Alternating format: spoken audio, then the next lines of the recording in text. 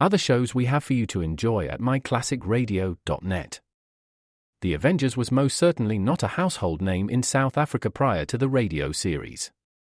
With no national television service until 1976, the mechanism simply was not present in the country to show television programs to mass audiences. While many other countries reveled in the filmed adventures of John Steed and company, South Africa was not equipped to join in the fun.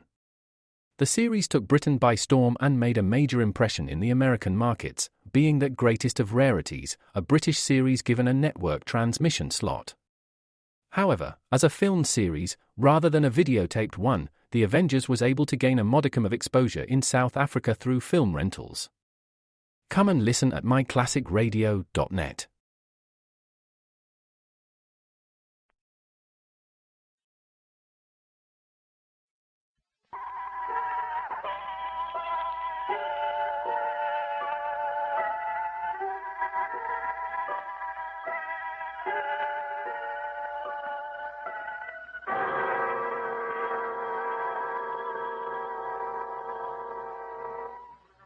Good evening, Creed. This is Hunter Galloway opening the doors of the Mystery Playhouse. Tonight our stage will be taken over by Inner Sanctum, and as usual, you'll get a chuckle or two and an excellent mystery story from Inner Sanctum's host, Raymond. We're at your door, Mr. Host, so open it, won't you?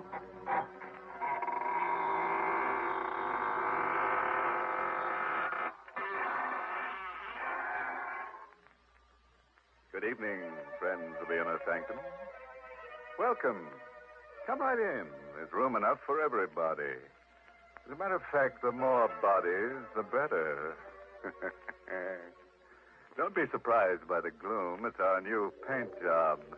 In black, so the bloodstains won't show. And now, friends, draw up your chairs. Dim the lights and listen to a story designed to freeze the spine and set the teeth on edge.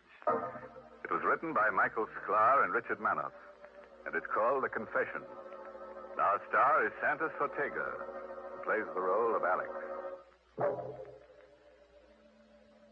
The last thing I remembered was the gunshot, the thud of the bullet, and the burning pain in my stomach. And everything got black. When I regained consciousness, my impression was of blinding whiteness. There, don't try to move, Mr. Sturgis. Where am I? This is the emergency ward of the General Hospital. I felt no pain. Just an overall numbness. And a desire to sleep. Am I going to die? Yes. How much time have I got? A couple of hours. Doctor, I want to make a confession. I want to confess to murder. I told the doctor about the money and the no. She was much younger than I. And she thought because I owned a little drugstore, I must be prosperous. And I suppose that's why she married me in spite of the difference in our ages. But there wasn't any money for fun or nice clothes. So she became restless. But I loved her. And I did my best. Until the other night. In the drugstore. 12 o'clock, thank heaven. Time to close up, Alex. 5 more minutes, dear. Another customer might come along. Just like an old man, chasing pennies, never getting anything out of life. Be reasonable, dear. I'm trying to make a living for it. Is this your idea of a living? Is this what you promised me before we were married? I know it's not what you deserve, Lenore, but someday... Oh, you make me sick. I must have been crazy when I married you. Lenore. I'm going to say something I've had on my mind for a long time, Alex. Rather than go on this way, I'd prefer to be dead. Look at you. I don't have to put up with you. I'm still young, Alex. So there it was. Out in the open. An old man with money would have been acceptable. But because I had no money, she was going to leave me. I wanted to plead with her. I would have gotten down on my knees. But before I could say anything, the street door opened, and a man stumbled into the store. Oh, Alex, look. Help me. Quick. I'm wounded. I helped the man to a chair. He'd been shot on the chest, and the front of his coat was covered with blood. His breathing came hard. Bullet. My chest. Patch me up. I'm only a pharmacist. You need a doctor. I'll call Dr. Johnson. No, I don't want any doctor. I want you to help me. Is it because doctors must report bullet wounds? Is that why you want a doctor? Never mind my reason. I got plenty of dough. I'll give you $500 to take care of me.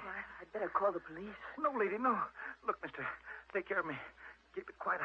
I'll give you $1,000. $1,000? Let me see the money. Here's a $1,000 bill, but I got plenty more. No. Help me take him into the back room. Oh, but Alex. No, I'll take him myself. You get busy and wipe the blood off the floor. Oh, no. No, you can't. Wipe up the blood. Do as I say, Lenore.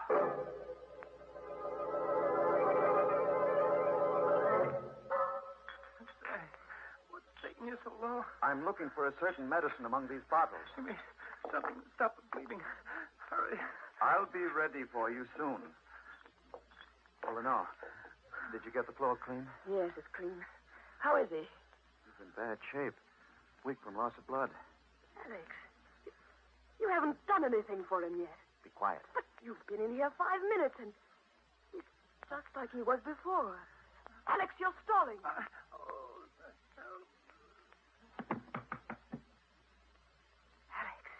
Let him lay there. But he's dying. I know. Alex, call the police. No. Are you going to let him die? Yes. That's as bad as murder. I didn't shoot him. It's not my fault if he dies. No. He's got money. Thousands of dollars. No one knows he came here. This is our chance, Lenore. What do you mean? I'm going to let him die. Take his money, and then get rid of his body.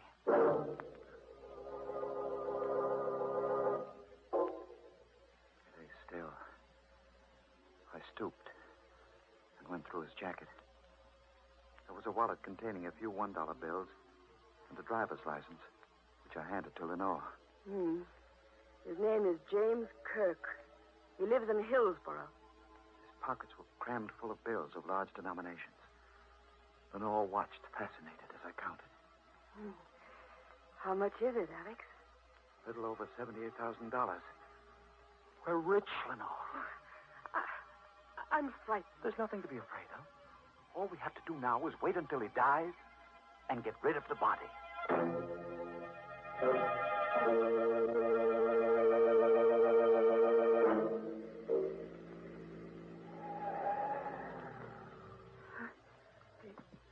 Do you need me to help you? No, I can manage alone.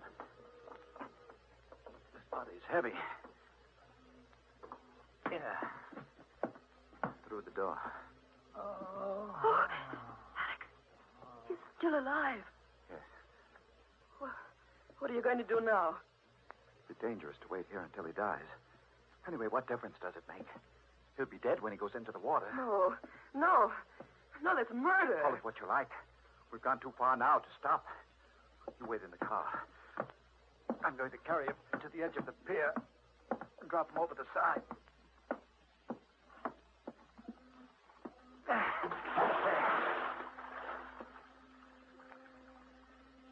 He's gone.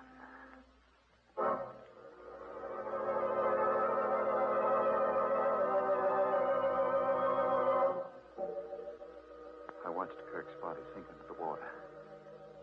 I knew the current in the bay would carry it out to sea.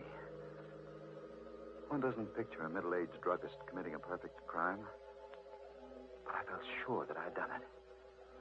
For I had Kirk's money, and it seemed that no one could connect his death to me. I rejoined Lenore in the car, started for home. After I'd driven for a few minutes, I noticed she was strangely quiet. What's the matter, dear?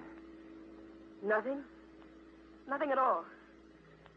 Something's troubling you. What is it? Nothing. You act as though you're afraid of me. No.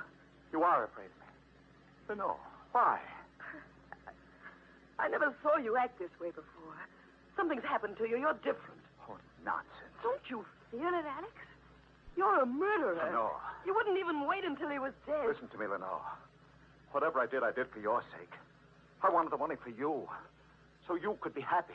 Oh, how can I be happy with this thing hanging over us?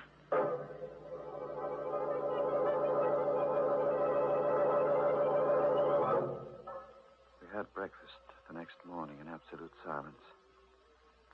Then Lenore went to open the store, while I wrapped the money in a parcel, took it to the bank, placed it in my box in the safe deposit vault. No one paid any attention to me, although the bank was swarming with police detectives. From the bank, I went directly to the drugstore and found a man there waiting. Sturgis? Yes? Biggert is my name. Mark Biggert. What can I do for you? I'm an insurance company detective, Mr. Sturgis. I'm investigating the First National Bank robbery for my company. I want you to tell me everything you know about that robbery.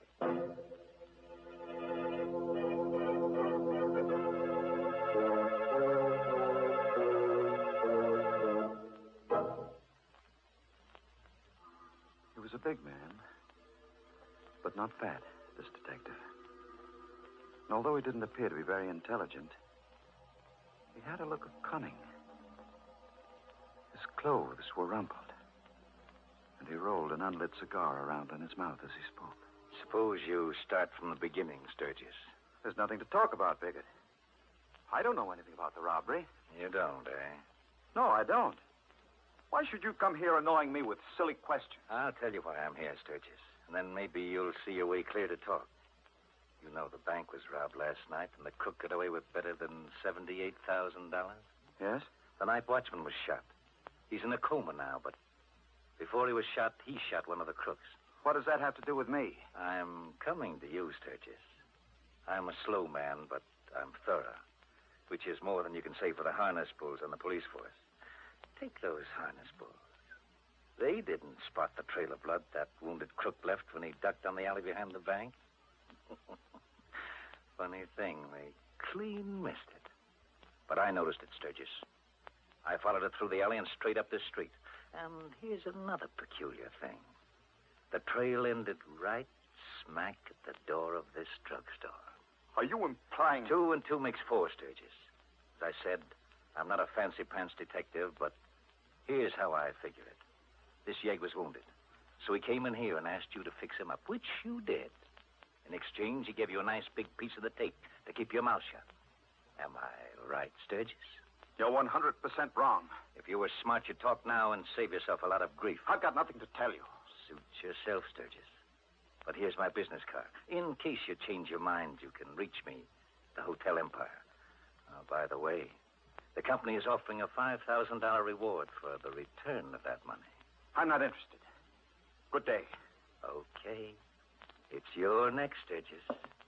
I'll be seeing you. Alex, I heard what he said. He knows. I should have thought of the blood outside. How can you stand there and act so calm about it? He knows, I tell you. Take hold of yourself and know. He only suspects, and his suspicions aren't worth 2 cents unless he can produce evidence. Believe me, we've got nothing to worry about. I was cocky then. Too cocky. Lenore was right. I was a changed man. That money had put iron into my spine. And then, that afternoon, I got the first of the phone calls. Hello? Sturgis Drugstore. This is Western Union calling. I have a telegram for Mr. Alex Sturgis. This is he speaking. Will you accept the message over the telephone, Mr. Sturgis? Yes, of course. The message reads as follows. Place the money in an envelope and mail it to box number 11, General Post Office. Don't fail to act as instructed because your future depends on it. Is, that all? That's all, Mr. Sturgis. There is no signature. Thank you. Bye. Oh, it was bad enough having that detective snooping around, but now this telegram. Oh, don't take any more chances, Alex. Send the money. No. Alex, please. I'm frightened. Listen, Lenore. Calm yourself. It's perfectly clear what happened. One of the bank robbers came with Kirk as far as the store. He must have been frightened away by the police. Now he's using this method to get the money. But he won't get it. Why?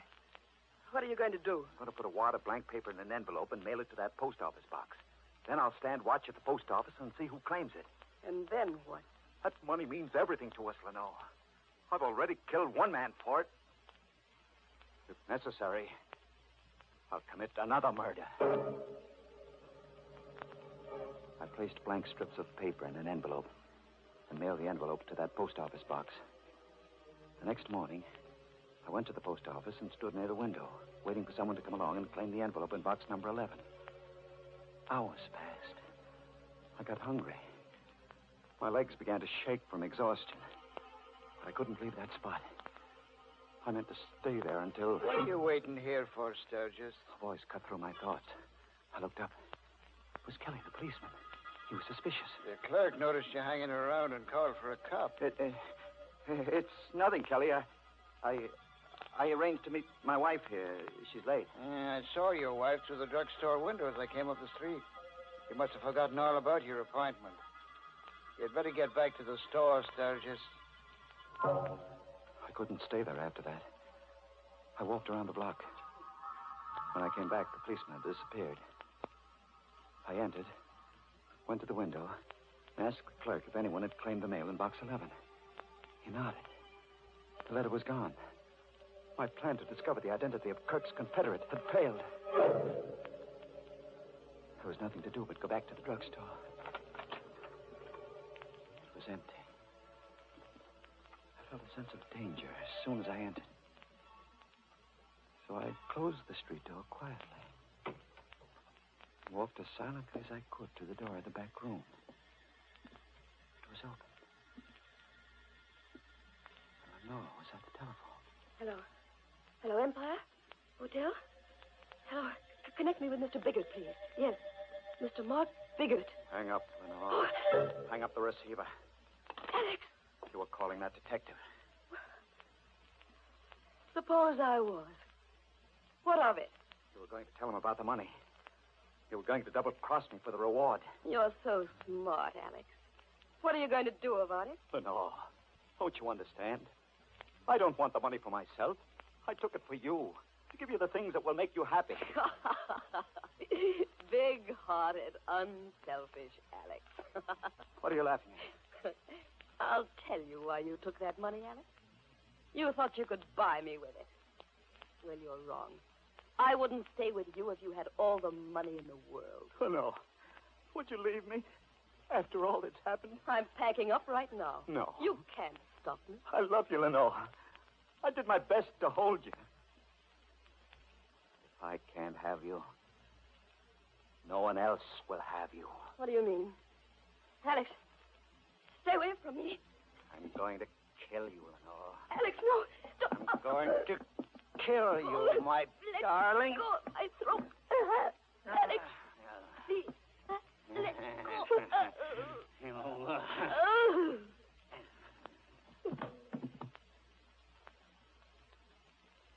She's dead. All men kill the thing they love.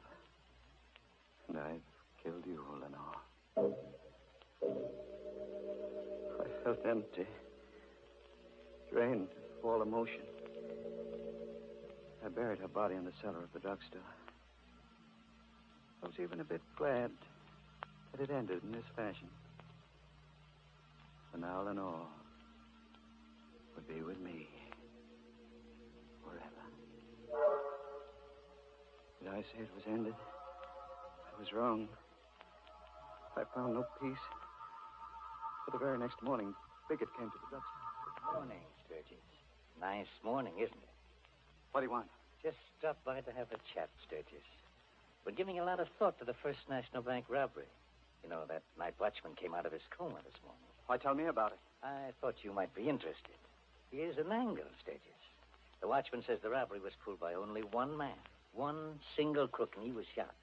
Nice angle, isn't it? Is it? Yes, it gave me a new idea, Sturgis. Now, I'm no Sherlock Holmes, but I figure it this way.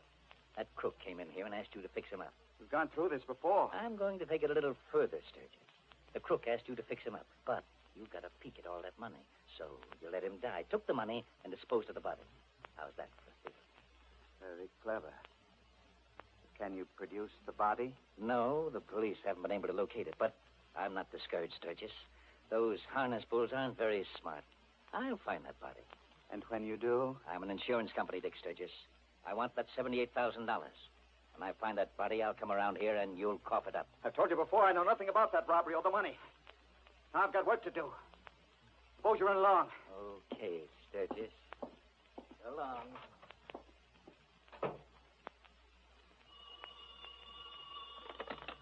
Hello.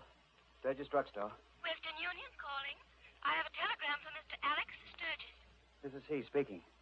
Read it to me, please. The message reads as follows. Received your letter. Contents not what requested.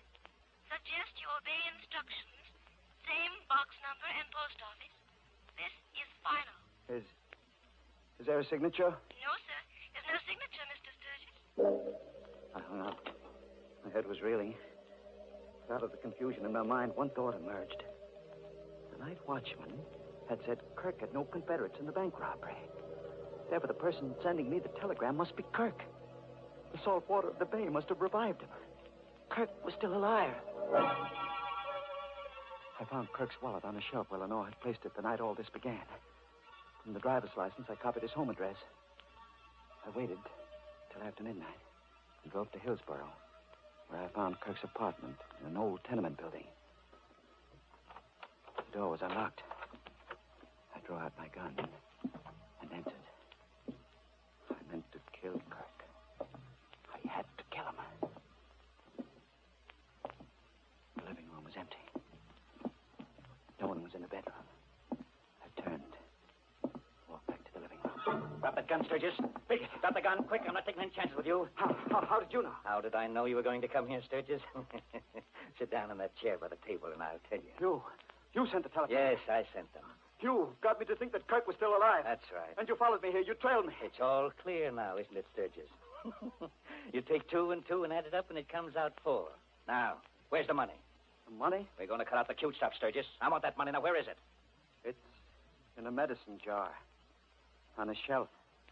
In the back room of the drugstore. All right, let's go, Sturgis. First, you'll give me the money. Then I'll take you down to police headquarters. We drove to the drugstore. I led him into the back room. I knew exactly what I was going to do. On one of the shelves was a bottle of hydrochloric acid. Bigger thought it was the bottle containing the money. I reached up, uncorked the bottle, and flung the burning liquid into his head. I'm blind. I'll kill you for this, Sturgis. If I could only see you. Where are you, Sturgis? Sturgis! Sturgis, where are you? I was huddled against the wall. He stood between me and the door, screaming in pain, firing his gun blindly. The first 3 shots missed, but the 4th bullet struck me in the stomach.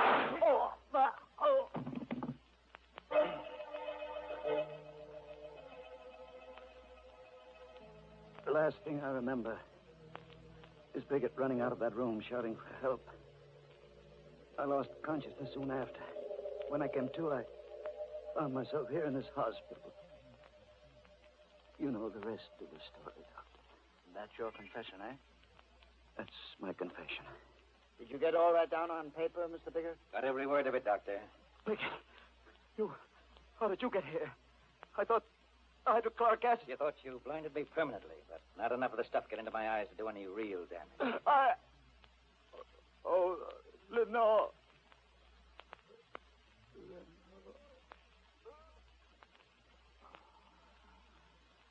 He's dead, Biggert. I've seen a lot of funny cases in my time, Doc, but this beats them all. He's a man who commits murder to get a lot of stolen money for his wife. Then he kills his wife. And finally, he gets killed himself. And the money? The money is safe and sound in the bank safe deposit vault.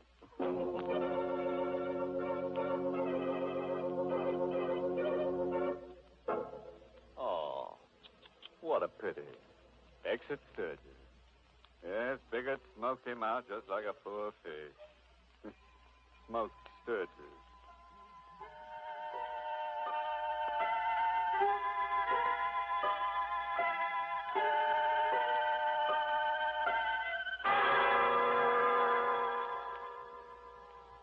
Well, thank you, Mr. Host, for a very enjoyable performance of The Confession. tonight's Mystery Playhouse presentation.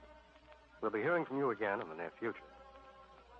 Creeps, until next time, this is Hunter Galloway closing the doors of the Mystery Playhouse and reminding you to sleep tight.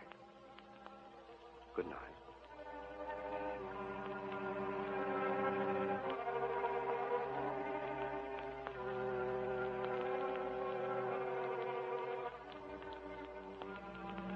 This is the Armed Forces Radio Service.